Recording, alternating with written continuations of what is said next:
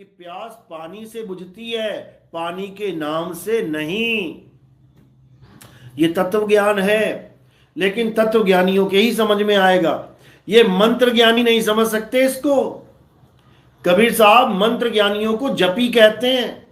ये जपी तपी सन्यासी ये सारी उम्र अक्षर जप के जीवन बर्बाद कर लेते हैं अपना, और अपने शिष्यों को भी अक्षर जपवाने में लग जाते हैं। इसीलिए कबीर साहब ने इन अक्षरों का खंडन किया है। क्या कह रहे हैं? 52 अक्षर जोरे आन, सके न अक्षर एक पहचान।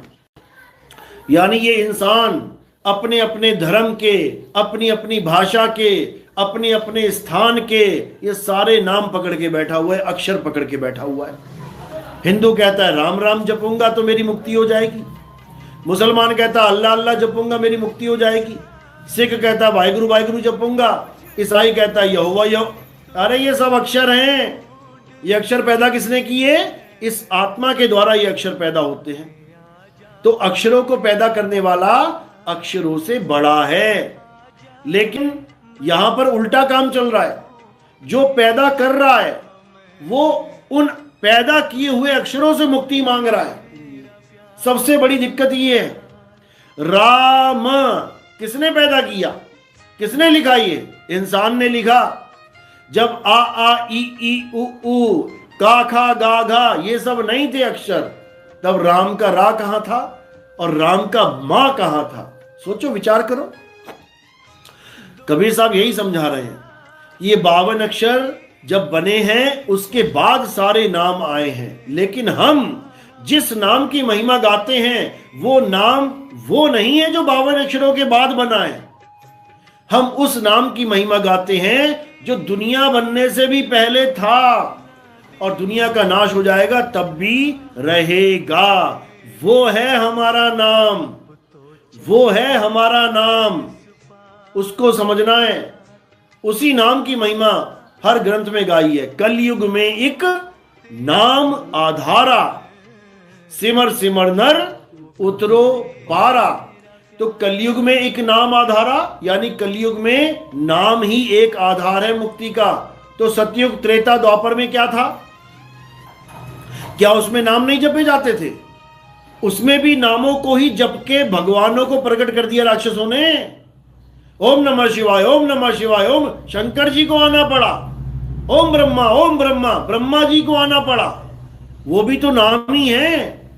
तो फिर केवल सतयुग में, केवल त्रेता में, केवल द्वापर में क्यों नहीं बोला गया कि सतयुग में एक नाम आधारा, त्रेता में एक नाम आधारा, द्वापर में एक नाम आधारा?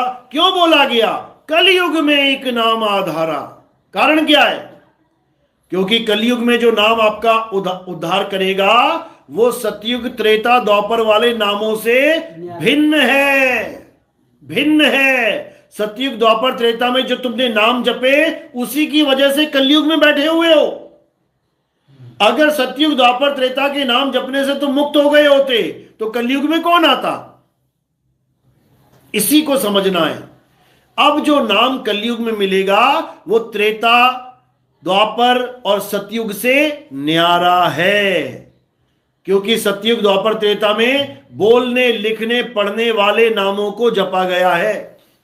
लेकिन अब कलयुग में कौन सा नाम चाहिए हमें? जो बोला नहीं जा सकता, लिखा नहीं जा सकता, पढ़ा नहीं जा सकता, मिटाया नहीं जा सकता। गुरु ग्रंथ साहब पेज नंबर 340, अंग नंबर 340 पे क्या लिखा है? कबीर साहब समझा रहे हैं कि ओंकार आदि में जाना, लिखे और मेटे ताही ना माना। मैं लिखने और मिटाने वाले नामों को नहीं मानता। ये लिखने और मिटाने वाले नाम ये 52 अक्षर हैं, ये आदि अक्षर नहीं है। और मैं आदि नाम की महिमा गाता हूं, सार नाम की महिमा गाता हूं, आदि शब्द सार शब्द की महिमा गाता हूं।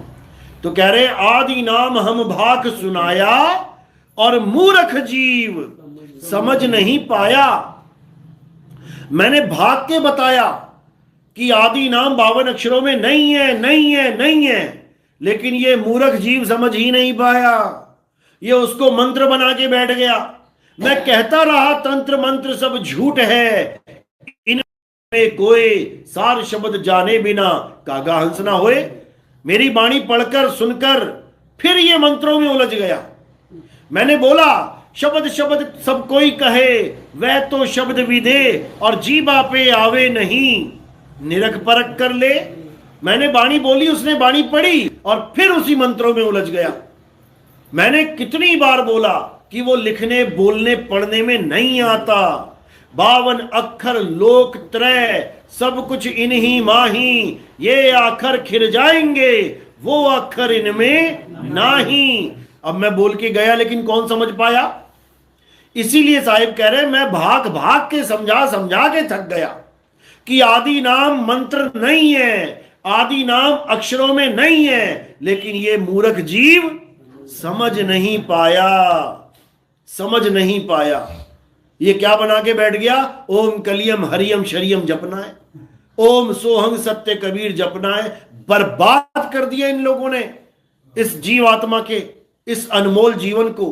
अब क्या करना है? अब आदि नाम को जानना है, अब सार शब्द को जानना है।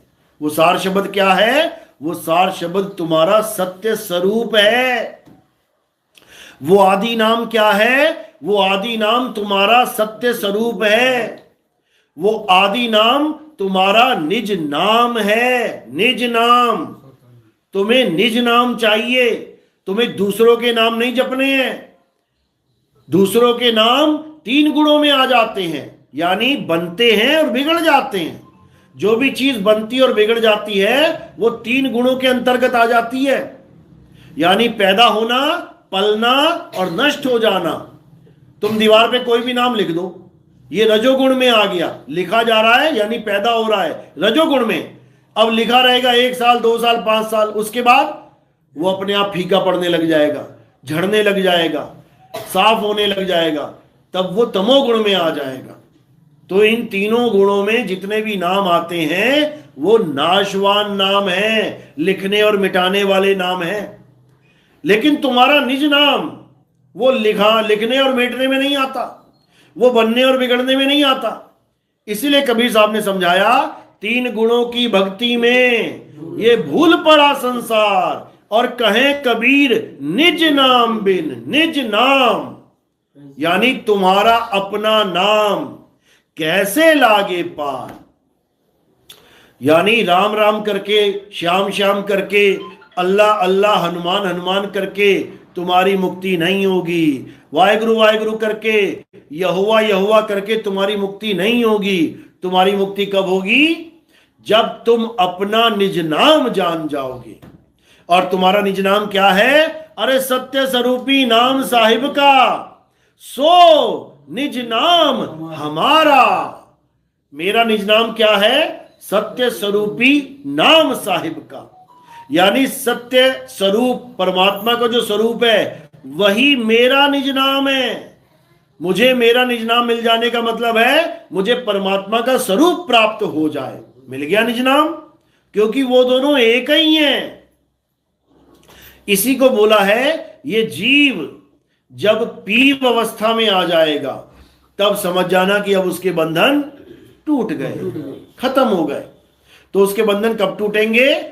गरीबदास जी समझा रहे हैं, कोटि तो ब्रह्मा भय और कोटि भय ईश, साहिब तेरी बंदगी से ये जीव हुए जगदीश। यानी जब ये जीव ही जगदीश हो जाएगा तब समझना कि अब तुम्हारे बंधन टूटे। अगर ये जीव जीव ही बना रहा तो ये छूटने वाला नहीं है। अगर ये जीव शिव भी हो गया तब भी बचने वाला नहीं है। जो कहते हैं शिवोहम शिवोहम शिवोहम, अरे तुम शिव भी हो जाओ तब भी तुम बचने वाले नहीं हो, क्योंकि शिव और जीव ये दोनों चल अवस्था में हैं। शिव से जीव, जीव से शिव, ये दोनों चल अवस्था में हैं। अचल कौन है? वो पीव अचल है। तो जब तक ये जीव पीव नहीं हो गया तब तक इसकी मुक्ति होने वाली नहीं है। इसलिए कबीर साहब ने कहा